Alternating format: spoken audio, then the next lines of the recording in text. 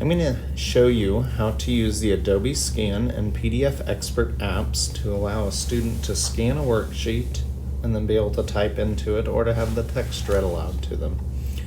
First, I'm going to open up the Adobe Scan app. What you'll see is a screen that either looks like this, or it may, if the app is already open on the iPad, it may look like this, and then you can hit the camera down here in the bottom right. Once you're to this point, the student is going to hold the iPad over their worksheet that they're wanting to do, and then hit the rotating circle. At that point, if it looks like it's a clear scan, then they can hit continue, or they can retake it if needed. At that point, I'm going to hit the 1 down in the bottom right-hand corner, and then I can rotate the document if needed. After I feel like it looks good, then I can hit the Save PDF option. Once back here, I'm going to hit the Share button, and then the Share a Copy. I will then move over to find the PDF Expert app.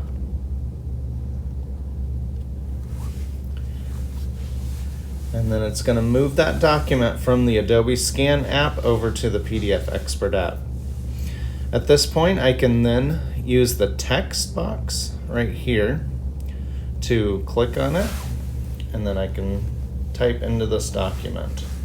Wherever I tap at is where it's going to allow me to type.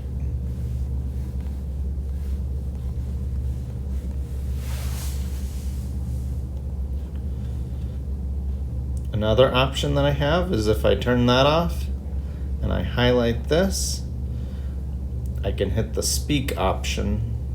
As student is provided the different tactile input, mark a plus. Okay, in order for that feature to show up, you are going to need to go into your iPad settings and then to accessibility and then spoken content, and then make sure that the speak selection is toggled on. Other options that you might want to use with a student is the pen option. This allows the student to draw on the document, or you might use the highlighter.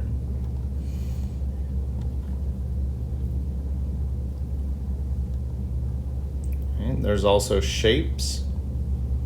Or you can use this to highlight text, or to underline text, or to strike through text. At this point, once the student is done editing the document, they can then use this to hit the Share option, and then hit Share, and then they will select the Gmail app option to email it back to the teacher. Thank you, and let me know if you have any questions. Feel free to contact me.